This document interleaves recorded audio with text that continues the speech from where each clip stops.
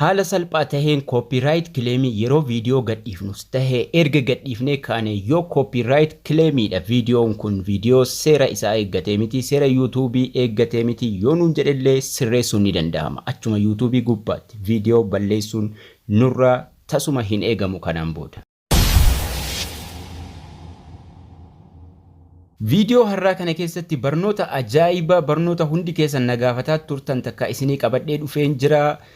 Video TikTok irraa bubuufnee walitti hihinee gadhiifne jechuudhaan namoonni tokko copyright claim isinitti ta'a.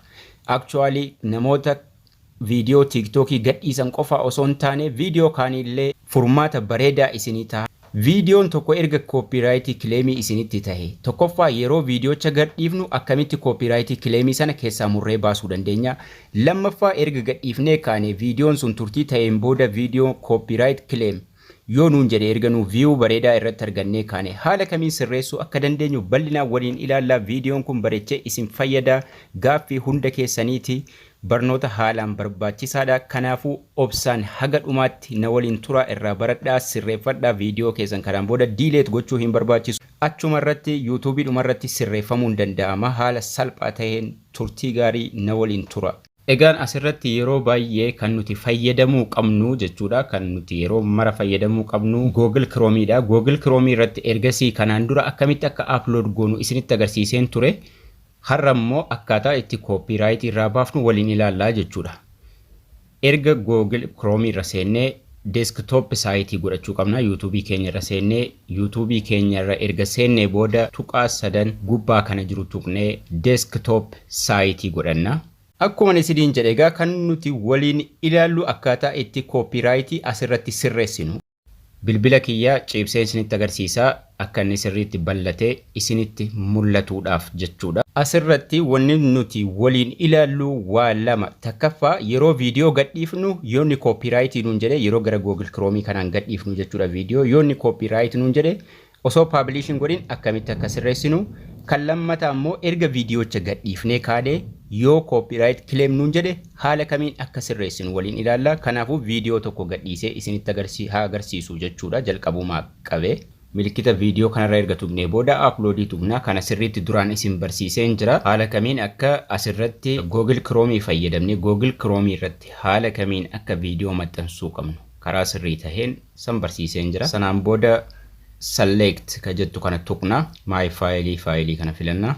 Video edit goonee save godhanne sana video TikTok irraa bubuufnee walitti hiine san fidanna jechuudha. Kanaafuu kan jalqaba waliin ilaalla jechuudha. Osoo video gadhiisaa jirru yoo copyright claimidha videoon kun nuun jedhe osoo publishing godhin akkamitti sirreessina isa jedhu ilaalla jalqaba. Yeroo asirra seenne jechuudha. Yeroo asirra seenne video gallakkisuu eegallu steepii 4 qaba. Steepin jalqaba detailii waa'ee viidiyoochaati. Steepin lammaffaan video elementiidha. Steepin sadaffaan checks yookaan copyrightidha. Steepin arfaffaan visibility mul'ata isaa namatti akka mul'atu yookaan public yookiin private akka goonu jechuudha. Kanaafuu jalqaba detailii isaa guunna. Detailii isaa irratti title ni barreeffanna. Haala kanaan viidiyoo maxxansuudhaaf egaa hundi keessanuu viidiyoo duraanii deemtanii daawwachuu dandeessu. Akkaataa YouTube irratti viidiyoo maxxansinu ka jedhu hojjedheen jira. Kanaafuu har'a kana isinitti agarsiisu gara copyright akkamitti akka asuma irratti sirreessinu sana kan nuti waliin ilaallu jechuudha. Garas deemna. Erga detailii jalqabaa kana guuttannee finnee jechuudha. Haganni asii uploadingiin kun uploading ka jedhu percentage 92 irra jira amma haganni ga'ee kana biluu nu godhutti next hin tuqnu ni eegganna jechuudha. Haganni copyright nutti mutti. Amma uploading complete jedhee jira. Irra deebi'ee search godha. Ni eegna irra deebi'ee haganni check godhee processing will begin shortly kana haganni nuun jedhu kana ni eegna jechuudha. Kun asitti uploadii fixee jechuudha. Checkii gochuu jira. Copyright checking irra jira amma percentage 4 gahee. Okay, checking dhumee jira. Copyright qabdaa viidiyoo kee keessa copyright jira nuun jedheera. Kunoo akkuma isin argitan check irratti diimessee jira jechuudha. Amma next godhanna. Next goonee gara fuulduraatti adeemnaa jechuudha. Video elementii yoo feene ni galchina yoo feene dhiifna. Sanaan booda ammallee next godhanna. Next yeroo goonu jechuudha. Next irra yeroo dhufnu asii amma bakki copyright jechuudha. Viidiyoon keenya yoo diimaa ta'e yoo raayitii akkasii kana ta'e koopiraayitiin qabu, amma diimaadha koopiraayitii qabna jechuudha. Kanaafuu viidiyoo tiiktookii waan ta'e jennaan tarii viidiyoo tokko yookiin viidiyoo lama kan koopiraayitii nutti taasise jechuudha. Osoo viidiyoocha paablish hin godhin asuma irratti sirreessuu dandeenya jechuudha. Copyright nuun jedhee as bakka kan irratti claim copyright claim found. The copyright owner is allowing you to use the claim content and will run ads on your video. Abbaan viidiyoo kana ni fayyadamtaa garuu maastaawoqiyaa sirra gadhiisaa. Kanaafuu next gochuu dandeessa. Viewsiif guddisa. Garuu maallaqni nama sanaaf galaa nuun jedha. Kanaafuu next gochuu dhiifnee viidiyoo san viidiyoo koopiraayitii taasise sana keessaa baafnaa jechuudha. Keessaa baasuuf maal goona? See detail isii jettu kana tuqna. Viidiyoo meeqa kan koopiraayitiin irratti taasise? Viidiyoo 3. Viidiyoo 5 walirratti dhiyani. Viidiyoo tokko kana Taxayyaqii Naazreet Search Kingdom Love Kottu Hacaaluu Hundeessaa. Viidiyoon kun sadanuu koopiraayitiin irratti tahee jira. Mee jalqabaa kana keessaa habaasu. Ka jalqabaa kana keessaa baasu irran tuqa bakka kanarra bakka selection jedhu kanarra jechuudha. Viidiyoo san fuuldura bakka selectionii kanarra yeroon tuqe mute song sirbicha sagalee balleessuu ni dandeenya. Viidiyoon akkuma jirutti ta'a rakkinaan qabu. Replace song sirbicha bakka buusuu ni dandeenya. Trim out segmentii san keessaa balleessuu ni dandeenya jechuudha. Viidiyoo san keessaa murree balleessu. Viidiyoo 7-8 yookaan viidiyoo 10 waan ta'eef wanni nuti walirrattiinuuf viidiyoo 3 keessaa balleessuu waa tokko waan rakkina hin qabneef sadanuu keessaa balleessina. Yoo tokko ta'e tokkuma sana balleessina, yoo lama ta'e lamanuu balleessuu qabna, yoo sadii ta'e sadanuu ni balleessina jechuudha. Trim outii kanarra keenya. Kan lammaffaa kanallee akkasuma selectionii kana tuqnee trim out irra keenya. Ka sadaffaas akkuma kanaa jechuudha. Amma tokko waliin hagoonu. Tokko waliin habaafnu. Tokkoon kana baasuuf jechuudha. Select sectionii kana tuqnee trim out segmentii kanarra tuqnee eegna. Yeroo trim out irra tuqnu viidiyoon sun viidiyoo calliseen viidiyoo daqiiqaa 3ti. Viidiyoo kana keessaa bakka kana haga kanaatti koopiraayitiidha naan jedha. Kanaafuu keessaa muree baasa. Keessaa muree baasuudhaaf egaa ergan trim out tuqee booda asitti continue jennaan jechuudha. Yoo feene preview trimmed video viidiyoo koopiraayitii nuti ta'e sana asii oonii goone daawwachuu ni dandeenya kam akka ta'e. Kanaafuu amma continue kana tuqnee keessaa baafnaa jechuudha. Keessaa muree baafna. Continue kana tuqna. Continue kana yeroo tuqnee dhugaan keessaa murtee baasuu barbaadan nuun jedha. Eeyyeen keessaa muree baasuun barbaadan jedha. Kanaafuu trim ka jedhu kanan tuqa.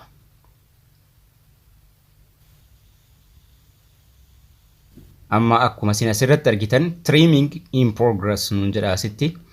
Processing viidiyoo san keessaa muree baasuutti jira jechuudha.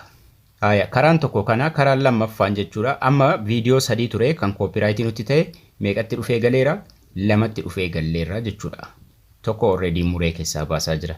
Tokko tokkoon kan nu muruu dandeenyu sadanuu taraan muree keessaa baasuu qabnaa jechuudha dirqama. Yeroo kana muree fixee dannuun jedhe kan lammaffaa ammas itti galchaa jechuudha. Okay, amma keessaa nuu baasee viidiyoo tokko jechuudha. Salphaatti keessaa nuu gatee jira. Amma viidiyoo lammaffaa jira. Viidiyoo lammaffaa kanallee select action ka jettu kana tuqnee trim out ka jettu kana ka jalqabaa kan milikkita maqasii biraa qabdu kana tuqnaa jechuudha. Yeroo tuqnee ammas gara continue nu geessa bakka kam akka ta'e nutti agarsiisa. Bakki isaa kunoo as daqiiqaa tokko haga daqiiqaa tokkoof sakandii 24 qofaa jechuudha viidiyoon sun. Kanaafuu continue ka jettu kana tuqnee keessaa baafnaa jechuudha.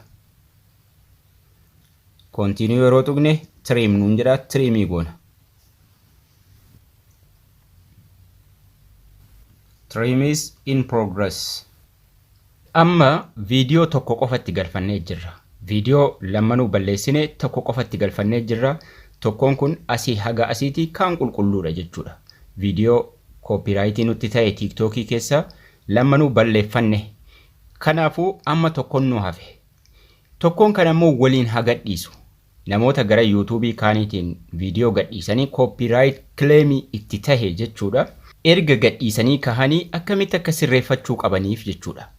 Sometimes copyrightii al tokko viidiyoo keenya erguma gadhiifnee kaanee keessatti argina. Sana akkamitti akka sirreessuun immoo ilaalla kana waliin hagadhiisu.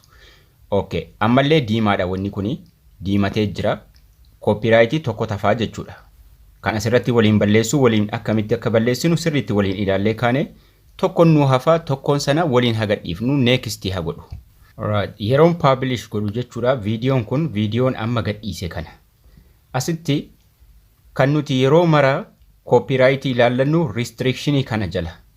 Copyright claimed nuun jedha asitti. YouTube keenya Chrome irra seenne YouTube Studio jala gallee jechuudha. Asii bakka viidiyoo kana yeroo tuqnu viidiyoon as jiru kun copyright claim nuun jedha. Nanii ta'uu qaba malee copyright claimii ta'uu hin qabu. Kanaafuu copyright claim bakka jedhu kanarra tuqna jechuudha amma. Copyright claimii kanarra yeroo irra tuqne asitti barreeffama nuu fida. Viidiyoon kan kee monetizationiidhaaf yookaan seera monetizationii hin eegganne. Copyright claimii of jalaa qabdaa waan nuun jedhu nuuf hima jechuudha. Kanaafuu maal goona? Resolve goona. Irra deebinee sirreessinaa jechuudha. Claimii dhumaachi jala jirurra tuqna. Sanaan booda kana yeroo inni nuu fide see detail ka jedhu kana tuqna. See detailii kana yeroo tuqne erguma gadhiifamee kahee jechuudha. Erga viidiyoochi gadhiifamee kahee as nu fida. Yeroo inni bakka kana nu fide maal goona? Select action ka jedhu kana tuqne akkuma jara duraaniitti trim out bakka copyrightii ta'e keessaa baasii mirchaa tokkoffaadha. Yookaan sirba bakka buufna yookaan sagalee balleessina. Kanaafuu trim out kana goone ammallee murree keessaa baafnaa jechuudha. Yeroo xiqqoo akkas gada deemne continue ni jira. Bakka kana haga kanaatu copyrightii tahe viidiyoocha qulqulleessuudhaaf continue kana yeroo tuqne trim yookiin cancel nu fida trimii tuqna jechuudha. Yoo feene cufnee keessaa baana cufnee keessaa baanee refresh godhanna nyu keenya yeroo refresh goone checking nuun jedha jira as bakka kanatti. Checking one found nuun jedha asitti checking isa haa godhunni nu dhiifnee keessaa baana yoo feene ni eegna. Sanaan booda bakka copyright claim nuun jedhu jalqabaatti nan nu godha jechuudha. Ergaas deebinee tuqaa sadan tuqnee refresh goona yookaan cufnee keessaa baanee deebina. Egaa nama sirraahee jechuudha. Restriction jala duraan copyright claim nuun jedha amma garuu nan nuun jedhee sirraahee jira jechuudha. Haala salphaa taheen haala kanaan copyright claimii of jalaa balleessuu dandeenya. Akka namni viidiyoo keenyarra aadii adda addaa maastaawoqii akka hin nuranofne seera YouTube hin guutanneedhe YouTubein akka inni nu nuggurree waan akkasiiti. Copyright claimii nu jala jiru haala kanaan of jalaa arguu dandeenya jechuudha. Akkasin irraa barattan abdii guddaan qaba. Haga barnoota ittaanu walitti deebinutti turtii gaarii nagayaan tura.